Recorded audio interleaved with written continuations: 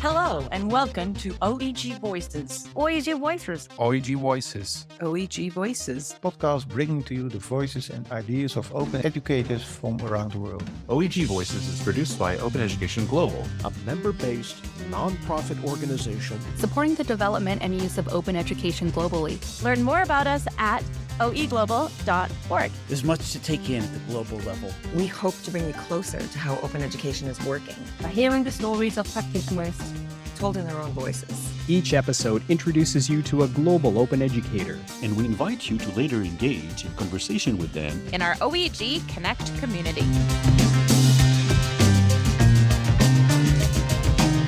I'm your host from Open Education Global, Alan Leviune, and we're doing, again, around conversations with winners of the Open Education Award prize this year.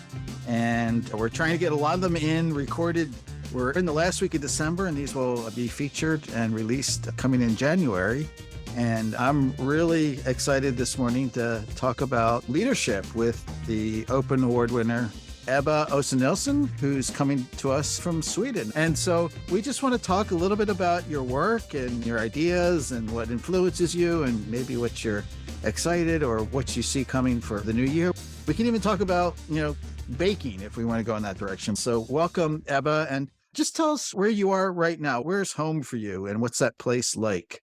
Well, thank you, Alan, and thanks for having me here and the invitation. I am from Sweden. I'm based in Lund. It's in the south of Sweden, and Lund is a very old city. Actually, the oldest one in Sweden from 964. But it's also a city which is well known for its famous university, which is the largest one in Scandinavia, with some 47,000 students and with some 7,000 staff. So it's the largest one in Scandinavia and the second oldest one in Sweden. That is also well known for a lot of famous business centers or entrepreneurs and science, of course.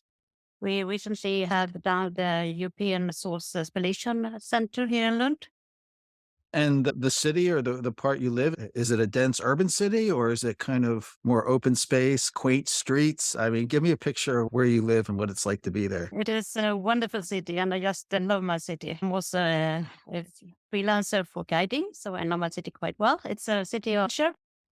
And it is, in one way, it is what a small city, but on the other hand, it is a worldwide famous city. As I said, it is a very old city with small houses facing the streets, and also with some, especially some quarters, there are cobblestones and small narrow streets. And in summer times, they are the streets and the houses are decorated with roses, and that is just wonderful. Nice. And also hollyhocks. I know them. I know hollyhocks are beautiful. Big.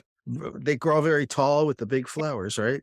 And very different colors. So sometimes when you walk around in the city, you can just do it very quick. But although I'm born in Lund and also have lived here most of the time, I still new things. And as it is a worldwide, well-known university city and with a lot of business centers as well. But anyway, so sometimes you can meet Dalai Lama on the streets, for example, or if we have the royal families. It's also a mix of people, I would say. It is very easygoing. Old styles, for example, in clothes and fashion are allowed.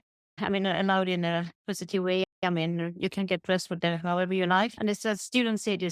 So the university is spread out throughout the whole city. So you can really feel the atmosphere of the university wherever you're going. People have to walk in between, departments or faculties or institutions. You're immersed in learning.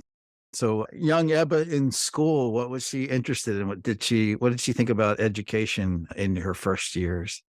I have always been very dedicated to education. My father was a teacher as well. And also my grandfather, he was a famous author, Swedish author. And he himself, he had 5 children, 5 boys. And he and my grandmother, they educated the 5 boys themselves up till the student grade. So, of course, I heard quite a lot about that and I get quite inspired about that. And also have those this individual choices, so to say, when it comes to learning and education, although you have to follow a track, but you can personalize it. And I have been thinking about that, as I said, afterwards, but maybe it inspired me a bit. And when I started school at the first year, I was excited. I'm very dedicated to school. I'm very ambitious. And I always try to, do my lessons in a good way, but also to be social and in the class and to care about others. So it's not just a skill like I said, but I think I have always had this kind of, role of getting people together. You were the ideal student, it sounds like. Yes, I think so.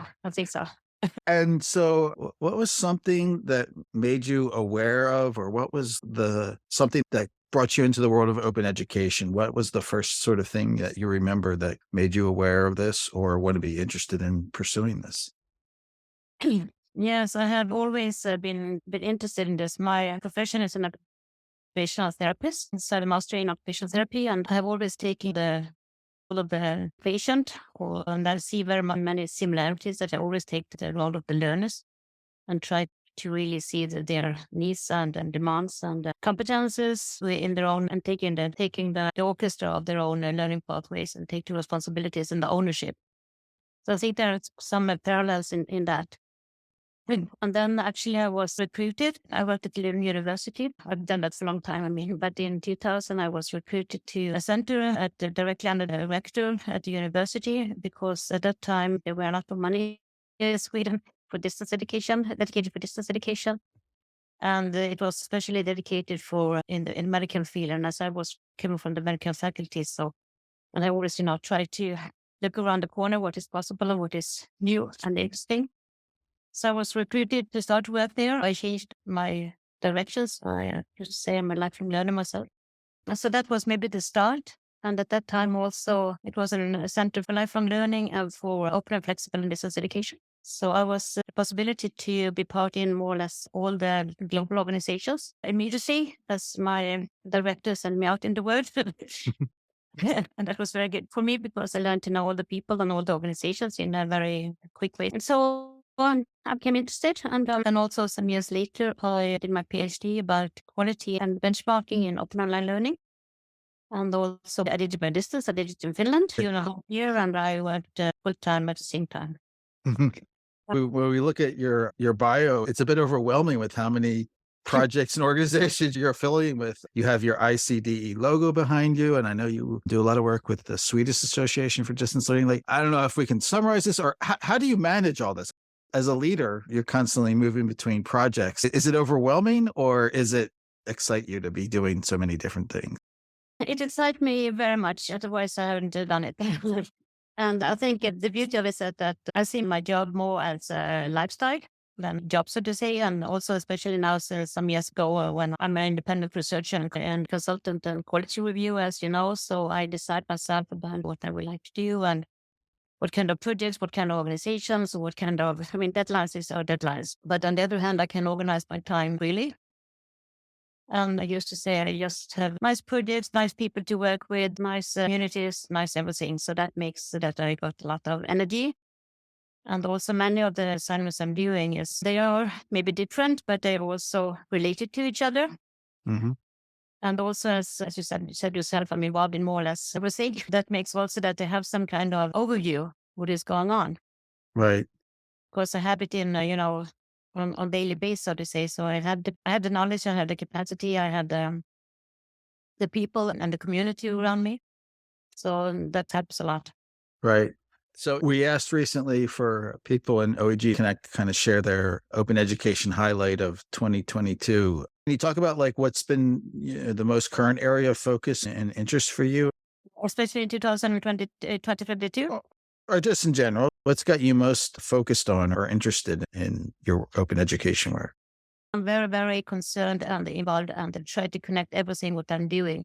First of all, of course, to the SDG goals, but not just number 4, but also the others, because number 4 has an impact and influence on all the others. And I never talk about open education or OER or open movement without starting to talk about the SDGs and the issue of human rights and equity and social justice, because that is, I think this overall mission is very important. It's not just that openness is an issue per se, and because it has a higher value, I think that's very important. And also I'm very concerned and committed to the initiative by UNESCO about a new social contract for education. I think really we need to have another direction for the educational agenda, not at least to take the learner's perspective and really to see what is the role of education. how education need to both organize, but also perform, structured, both the content and format and methods related to, because the global challenges need to be solved through global solutions as well. And that is on interdisciplinary work. So that is why we need to have a new social contract for education. And I'm very committed to the work they have done by UNESCO, but also the work by OECD, not at least about well-being and learning. Can you explain more to our audience about what the UNESCO project with the social contract, what does it mean? How's it going to affect leaders out in the field? First of all, the consultation that they did with stakeholders around the globe for over 2 years, that they put on the table what is really the role of education and how should we then structure educational initiatives, or not just the organization and the deliveries, but also the content. And it is very much stressed, for example, that in whatever we're doing in education, it should always be related to the SDGs.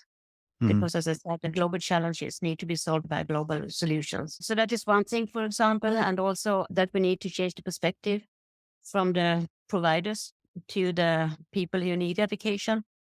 And the only way to reach the SDG goal is through open education. So that is very much focused and stressed in. And also that we need to have other perspectives to move from content-based to more like well-being and about demand. I mean, the demand from the learners and from the societies. And that is another thing, which is in this new social contract. And also about more or less everything, which we are used to seeing in education, like, content and degrees, exams, assignments, assessments, whatever. Need also to be reorganized and questioned, and also maybe the way we provide and offer learning possibilities and environments. And education is more and more blurred and seamless, from formal to informal to non-formal learning. So now that, 2023, we're coming up to the third year since the pandemic kind of shook the world apart. Like, how do you feel about how we're doing globally to sort of come out of this or move forward, maybe slightly different or more aware, or like this attention on well-being and a lot of work going on in equity and fairness seems to be not caused by that, but I think maybe a little bit we had somewhat of an awakening. Do you see that happening? Yes, I see that quite well. As you know, I'm work very much international, but also sharing this OER advocacy committee by ICD. And we used to meet on regular basis, so I have a quite good overview of what is happening around the globe. But also, of course, my other assignments are international, not at least with the network of open organizations organized by OEG Global and the meetings we have there. But I think it is some kind of twofolds or maybe threefold or whatever. We have, due to the pandemic, there has been a lot of lessons learned and the awareness about opening up education and not at least online education, and also maybe more innovative ways of learning possibilities and environments have been explored much more. But on the other hand, we also know that it is very different with remote urgency distance education than qualified distance education. And there are miles in between them. So in one way, I think we have learned a lot.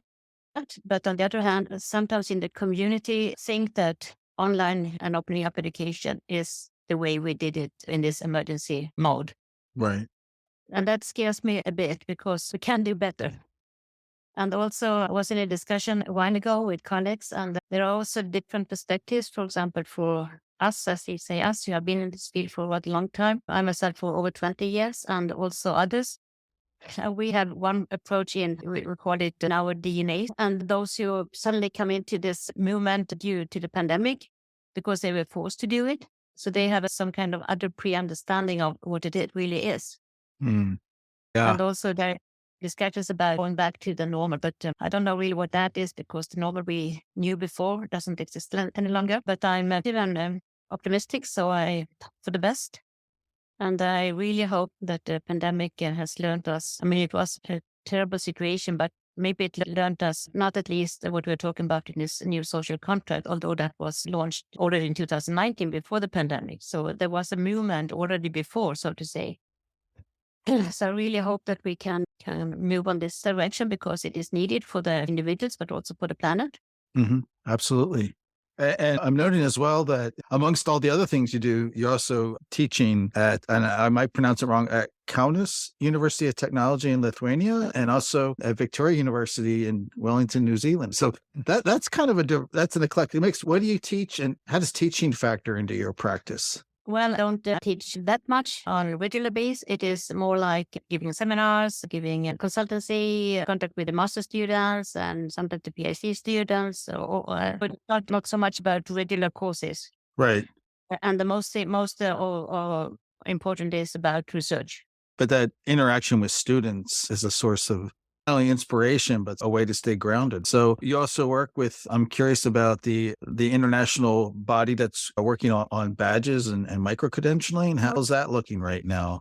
Yes, I also work with the International Council on Badges and Credentials, where I'm in the quality board, and also together with a colleague from Malaysia, we did a research on taxonomy and quality grid. Yes, this is also one of the new things, maybe not new because it has also been around for a rather long time, but it needs to become into practice. And that is also why we need this new social contract for education, because we can't any longer have this kind of structure with bachelor and master and PhD. You asked me before what is inspiring me, and also the lifelong learning agenda is very much inspiring me. And as I said, I'm starting with this work at the university at the Center for Lifelong Learning, so it has also been with me all the time. And here, micro-credentials is very, very important. And that is also why we need to collaborate more and make this community and to the common culture of education. In some countries, it has gone quite far ahead. Actually, in my own country, recently, it has been very high on the agenda.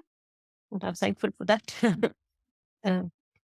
Can you frame an understanding about what the culture and society of Sweden has influencing on this kind of work? When I look at all the things you're involved with, there seems to be a lot of interinstitutional collaboration. Is that something with the way people in Sweden just are, or where they're used to living, or is it something in the water? Like, I'm just curious to hear from different people in the world.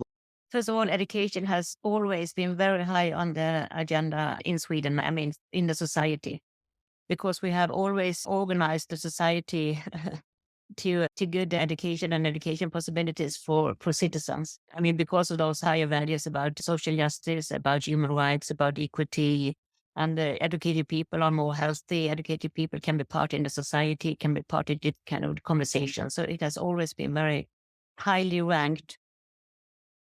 And as you may know also that education is free of charge in Sweden. Mm-hmm. And also for other citizens, even outside Sweden, I mean, in Europe, but it was for all learners around the globe also. But that changed some years ago, maybe 10 years ago or something. But anyway, so in one way it is in the blood, so to say, or as you say, in the water, what you expressed it like. Yes. So maybe that is one reason why we don't, so much as they do in other countries and other continents, we don't specify always the issue of openness and the issue of OER, so to say, because it is embedded. Right. And that is good, of course, because that is, per default, so to say. But on the other hand, sometimes it seems that we may become, for example, when OECD make different kind of studies or whatever, as it is not visible always in different kind of documents, it seems that we don't have it, so to say. Mm-hmm. And talking about OER, actually there has been, in many countries it is really, really high on the agenda. It is here as well in Sweden, but the recent years the government have done several initiatives, given assignments to different authorities. And actually last week they had a hearing at the department, the Minister of Education, about OER, and that was, of course, due to the following up by UNESCO on the OER recommendation. And before that, the National Library had done a survey about how OER was implemented, especially in higher education and especially the work of libraries. Mm-hmm. And again, as it is not always expressed as OER, it is expressed as maybe learning resources, and learning resources per default in Sweden are free. But on the other hand, as we know, both you and me, although it's free, it is not maybe an OER. So it depends on how you see it. But I will say that, well, as I started to say that education is very, very high on the agenda. And there are a lot of initiatives, also for opening up and for widening recruitment, for example, and for people in the individuals in rural areas and for students in maybe not so well-educated families, so to say. So the widening state participation is very, very high. Mm-hmm. And also the lifelong learning agenda is now in the law in Sweden, as well as, for universities, has always been education, research, and innovation, but now lifelong learning is the fourth assignment. So, how was it to get the news that you won the leadership award? And I know I see the smile on your face, but like, what does this mean for you too, personally and professionally? It really means a lot. First, of course, to be nominated was amazing.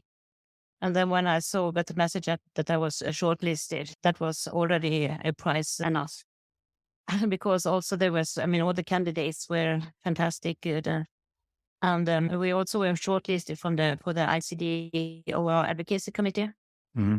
On open collaboration. That was also amazing. So then when I got the message that I was the winner of the award for open leadership, it was fantastic. I was so humbled and so honored and so pleased. Of course, it was fantastic. But I used to say when people are asking me about it, that I will say that all of us who are working in this field on openness are winners. Everything what we are doing counts, and everything one person or one individual can't do anything, but together we can do a lot. So I will say that all of us are winners. And then, of course, that I got my name on it. It was fantastic, and it meant a lot, especially that to be recognized by the community, the open community. It is, I know what I'm doing myself and where I can contribute and what I can contribute with, and those assignments I have and those organizations I'm involved in, both the national level and global level. And that means a lot, enough of it. But to be recognized by a global community really means a lot. Well, definitely deserved, and you're very gracious in this. And I think I found my quotes there that I want to. Well, I found lots of quotes in our conversation. What are you hoping for maybe to see in a year from now as you go into 2023? What do you hope to see happen in the world or achieve through your work? What I'm really hoping for and working on is about the implementation and mainstreaming of the OER recommendation. Mm-hmm. I think it is so crucial, and still there is a lot about awareness raising, and that is important as well. But there really need to be this implementation on the broad front and mainstreaming, and on all 5 areas. So that is work I will like to continue with and do what I can to advocate for. Maybe I should just come back to the prize. I think it's a prize. Maybe I didn't say it clearly, but such a prize and such an award and to be recognition really is inspiring. And that is also why I really like to go further on and to do some work in this field, because it's really, really inspiring. And then I also coming back to the social contract and the lifelong learning agenda. I think there's a lot to do also about advocating there. From my point of view, I think networking, being in consultation, and doing advocacy wherever you can. As you know, work with ICDE, and we have recently launched our advocacy campaign about open and flexible and distance education. So I work a lot with that. And there is a special hub, especially dedicated on OER. So we are working with that as well. And also, we have also a special hub for the Nordic countries, which I'm responsible for with ICD. So that is also further work I will do for 2023. Yes, and I also hope very much to be involved in interesting assignments, projects together with the whole community, because the community is just great and lovely to work with. So with all your experience and with the goals of implementing the UNESCO OER recommendations, what can we do at OE Global? It's sometimes daunting to operate at a global level, and I think we need to make a lot more effort to be more global in the reach and what we can do. What can a community or organization do to be part of this work?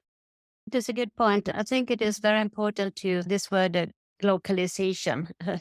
To look global, but to work in your context. But I think, and I can see that the international organizations have a lot of influences and input doing that. And for example, I'm trying what I can when we have events in my country or in Europe to always try to have also this international level. Because you need to have this kind of, umbrella perspective, and then you can see how you can contextualize it. So that is, of course, one thing to be more, global organizations can be more close to the local organizations. And global, Open Education Global maybe it's not so very well known in the Nordic countries. So I will love to, if that could be happening more, that we also can work more together. Actually, I had talked to Andrea a bit about this, and also about you to be more, have more classes in Europe. I know Andrea has spent many years, and we are also good friends, so that is why I mentioned it. But we have talked a bit about it. So maybe it is more, directed to, I don't know, but North America. And I can also see from ICD, we have also launched a special Nordic hub, which I'm also working with, because I think the Nordic countries have a lot to contribute to the global scene as well. I mentioned before that education is very high on the agenda. We have education as export, so to say. It is free, and we have always had those grounded values of education that were human rights and social justice and equity, and to be part of the society and to hear all the voices from the citizens, and because that is very natural and clear in the Nordic countries. And also students are involved in every kind of board, for example, at universities, and have been for always. Yes. Then I think sometimes one barrier, not at least for OER, is about languages. And I think that is maybe that is something we have to face and to make something about. And we also know that most OER are in English, for example, and most of them are also developed by educated people, so to say, like you and me. So there should be more diversity, and not at least when it comes to languages. For example, we didn't have any translation of the recommendation first in Sweden, so we were a volunteer group who translated it 2 years ago. But now there is an official one by UNESCO Council. But before that, we did it ourselves. So because I think languages is very important, and maybe I see it in another way as Swedish is a less used language. And sorry to say, sometimes those of you who have English as native language maybe don't always realize how important language is. So that is maybe one thing. And also, I mean, this about how to regionalize issues. But I know we did a very good work with the Network of Open Organizations with Paul Stacey, among others. There was the possibilities to do some lobbying with the European Commission. And this was made by Spark Europe and from Network of Open Organizations who work together with Spark Europe and trying to, find arguments and ways how to not just tell the European Commission what they should do, but give examples. For example, we looked at all the documentations they already had published, and then we put it in some kind of nice way, how this reflected openness and open education and the open movement. So this kind of work, I think, is good for global organizations like OEG Global and ICD, also to try to contextualize at local level the different continents. And I would like to see more work in Europe. I think that comes from us internally too, and I think that's going to happen now with Andrea on board. We're very excited about that. So with all that you do, I'm still overwhelmed with how many things you're involved with. What do you do outside of work to sort of like recharge or to relax? What are your interests like outside of this stuff that we've been talking about? Yes, yoga is also in my lifestyle. So I practice yoga several times a day. Nowadays, I also have my yoga studio in the house where I'm living. So when I need to take a break from meetings or from some writings, I go to my yoga classes. Actually, I'm a yoga teacher myself. So yoga and meditation is for me ways to recharge. I also have a lovely garden. Yes. There I have flowers and plants and vegetables and potatoes and yeah. I understand. And it's in many ways, I find it's a great metaphor for the work that we do. It needs a certain amount of care, of attention. And I also see similarities because for garden, I mentioned about that I have 2 grandchildren now from this year. It is very much, I mean, the work we are doing in open education is very much about cultivating things. So I see very many parallels, I mean, for example, with the garden, but also with the children to cultivate and to take care and to see how things can grow and what is needed. Right. So we're saying that I also love the nature, but I also love to cook and to bake. Yeah. So that is also something, but also, I mean, things, I think all those kind of things which I have said is, I mean, you need to really work with your whole capacity and your heart, with your mind and with your hands. And that is important. And that is actually also what open education is about, to care about the ecosystem. That is important. Maybe I haven't mentioned ecosystem so much before, but I really believe in to see the ecosystem of openness, because we can't just talk about OER, we can't just talk about open science or whatever. We need to see the whole ecosystem. Absolutely. Well, Ebba, thank you so much. It's been inspiring. I know for me to hear you and your vision and all the things you work on, and I'm sure it's going to be inspiring to our visitors. Thinking about the issues of language, and of course, here I am. I'm making you speak in English. Can you give us a greeting or sort of a thing to think about in your own language to think about the new year? So well, and that will be the best study. That's fantastic. So I want to thank you again, Ebba, for taking your time to be part of the OEG Voices podcast. And when this gets published in the new year, you'll find it at our site, podcast.oeglobal.org. Actually, it's voices.oeglobal.org. I should know my own URLs. And when I publish this, there's going to be an open licensed music track that I always try to pick out to be relevant. And it's from the Free Music Archive, which is all Creative Commons licensed. And I found a track called Worldwide Walk from an artist who I believe goes by the name of DJ Parisian. It's kind of got a funky modern beat, and I hope everybody enjoys it. So thank you, Ebba. You've been a really good sport because I threw a lot of questions at you out of my pocket, and I just really enjoyed a chance to get to know you better, and I hope our audience feels that way too. Thank you so much for the opportunity, and thanks again for the wonderful award. It was inspiring. Well, it's very well deserved. So thank you, and wishing you the best for a new year. The same to you. Bye-bye. Take care. We hope you enjoyed listening to this episode of OEG Voices featuring our conversation with Ebba Ossiannilsson. This is a podcast that we produce here at Open Education Global. Each one of these episodes, we feature a different musical track that I select from the Free Music Archive. And so for today's show, thinking of Ebba's adamant support for the Sustainable Development Goals, I selected a track there called Sustainable Survival by an artist called The Cow Goes Moo. It sounds silly, but it's a nice track, and it's licensed under Creative Commons Attributions Non-Commercial License. You can find this episode at our site, voices.oeglobal.org, and we hope you engage in follow-up conversation with Ebba in our OEG Connect community, connect.oeglobal.org. If you'd like to share your open education work or suggest a future guest for OEG Voices, please let us know. The more voices, the better.